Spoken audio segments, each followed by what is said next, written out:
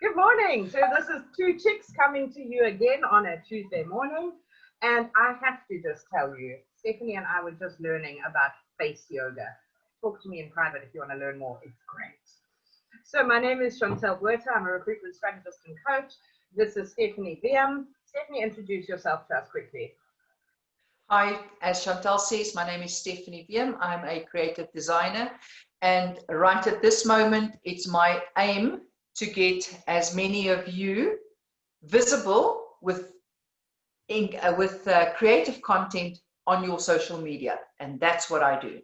There you go. And if you want to go check out some samples of Steph's work, obviously her profile is the place to go, but come to my profile too, because she does all of mine. So there you go. How's that for some advertising early in the morning? Guys, what we're doing on Two Chicks is we chat about various elements of your profile on LinkedIn. And what we're going to chat about today is your dashboard. I think it's something that is fairly misunderstood on the LinkedIn profile. And for people who don't understand how the dashboard works, we're going to talk you through it. So we're going to do a bit of a screen share today, and we're just going to talk you through understanding what we call the vanity metrics. You know, that's how many people have effectively checked you out.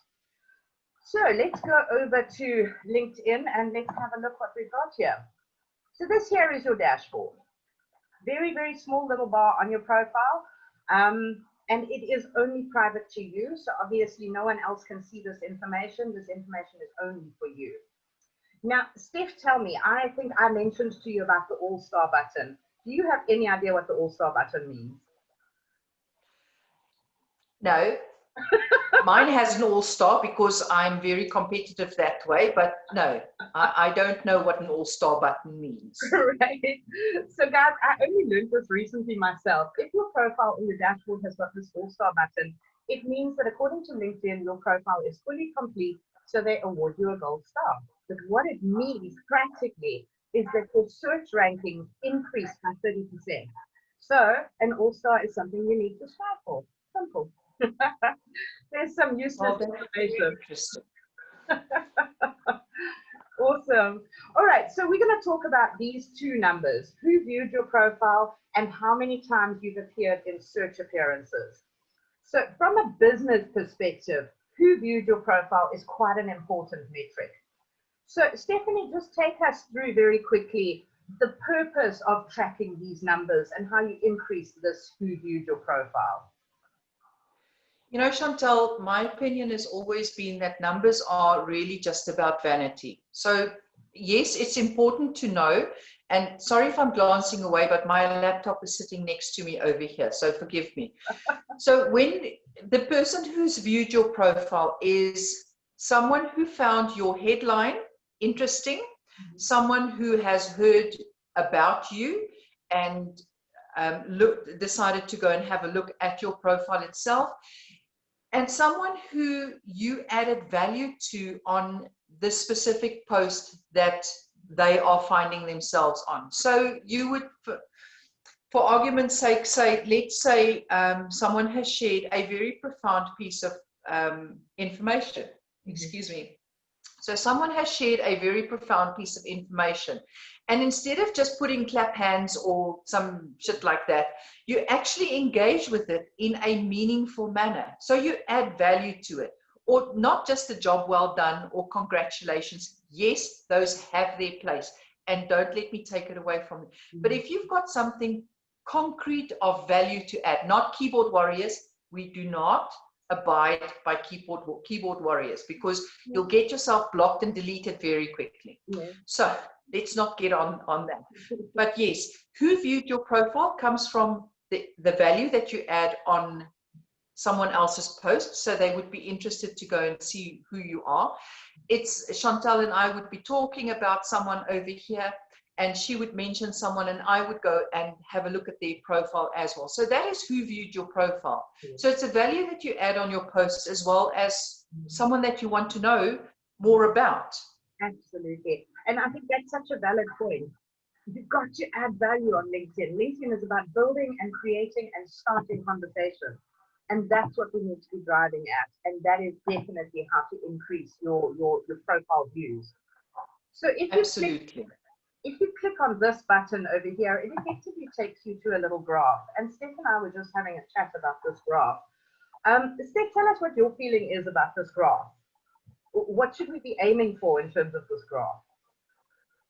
You know, the more people who look at your profile, the better your numbers are going to be there, and you're not going to have a minus 11% like yours.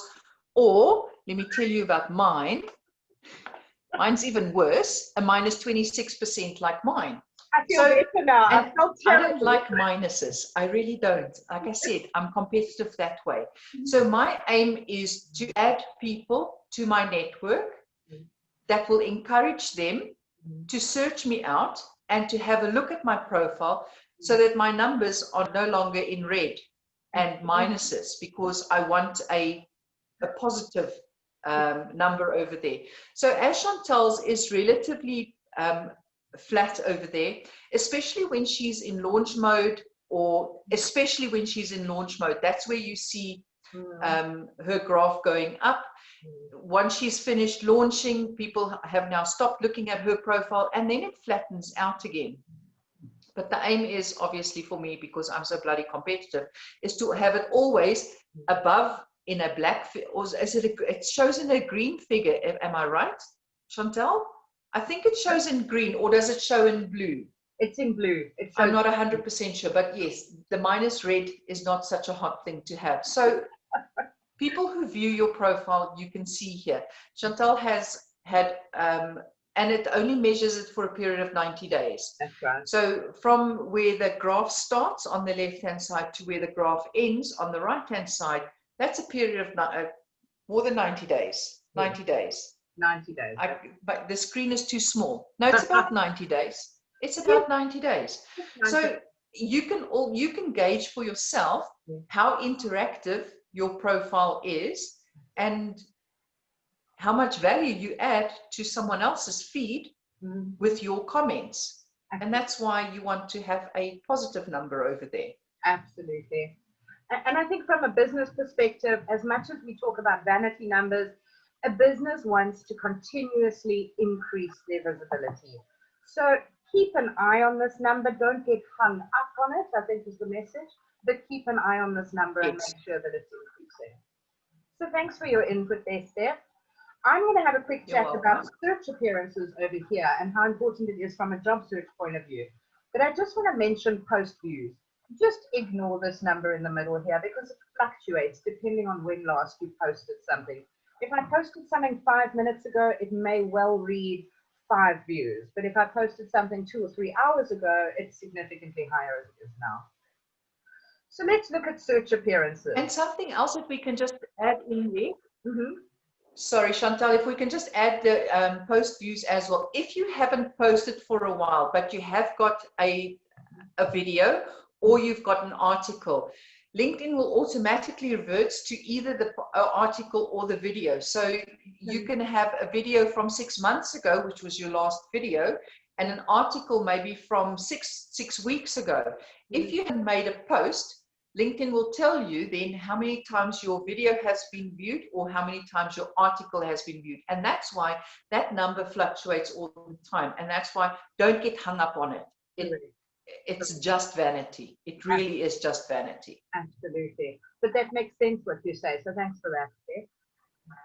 All right, so search appearances. When you're in the job market, you want to be found, don't you? So that's what search appearances are all about. And again, if you click on this button over here, you can come to a screen that looks like this, and you can actually analyze who is searching for you and how they're finding you. So you can see a list over here of where your searches work. So these are the kinds of people that are looking for me. It seems like the finance and IT sector seems to like me. I must make a note of that. And these are sort of the job titles that my searchers have. So remember, a salesperson would search for me, and that's why you're finding him in this list over here. And then, of course, in this one, I find incredibly interesting, especially from a job search perspective. You need to know the keywords that your searchers are using. If you're in the job market, your searchers would likely be recruiters or line managers. So you need to know what keywords they're using and make sure that you maximize those keywords in your profile so that you can increase your search appearances. And that is pretty much search in a nutshell. Again, I'm going to say exactly what Stephanie said. These are vanity numbers. But if you're in the job market and you're getting one search a week, you are in trouble and you're not going to get headhunted on LinkedIn. So it's really, really, really important to make sure that you do feature in those search results, even if you're not getting perhaps as many profile views. So just keep that in the back of your mind. All right, Steph, so you wanted us to do a couple of searches for people who might be searching for things themselves, right? Absolutely. Okay, so let's go through it. So if you come to your home page, you can go up to your search bar right at the top here. And I'm sure you all know this. You can search for people by name. So there comes Stephanie, and of course I can go straight to Stephanie's profile. And then this would count as a profile view for old Steph here. Yay, some positive numbers over there. But then also, when you look, because I'm a creative designer, so if you're looking for someone who does creative designing or graphic designing or someone who works on Canva, which is a platform I work on, this is where you find people that are in that industry. All right, so while we're waiting for Chantal's to load, now you'll see at the top there, it says people, jobs, content, and more. So if you're looking for people that are creative designers, you click on people. If you want to connect with them, my suggestion would be to go to connections and then click on second, because that means that we're just one away from, if you can just click on connections over there, there, you click on second, because that means that this person that we've got at the top here is connected to one person that's also connected to you. So I'm connected to Chantal, and someone who's a creative designer in my audience will now be more inclined to accept Chantal's invitation if she were to choose them to send an invitation to them. Then you can search by current companies, where the person is working, where they are staying. You can search for hashtags over there. You can absolutely just go crazy. You can search for anything. Now, Chantal's got her own hashtag, Shan's Advice. I've got my own hashtag, Simply On Demand. I've got, and then, but let me tell you something about hashtags very quickly. Hashtags are fun to use, but they don't always give you the latest post that is hashtagged at the bottom. Correct. Doesn't always work that way for some or other reason. And it's something to do with LinkedIn itself. I don't understand LinkedIn, especially not the way they have their backsides working and all that. But that's your search function. You can search for people, you can search for content, you can, if you're looking to learn something, you can search the keyword that is going to add value for you. I would be, if I'm looking for mindset coaches, I will look there for I will search the mindset coach.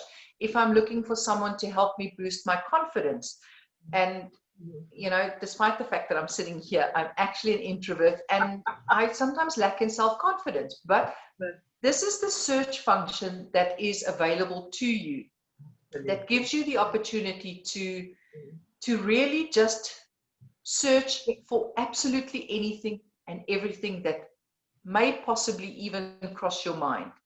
Convoluted words that would never even really feature in anything. You can search for dream. If you search for dream, you would get a myriad of posts on dream. You would get dream coaches. You would get anything.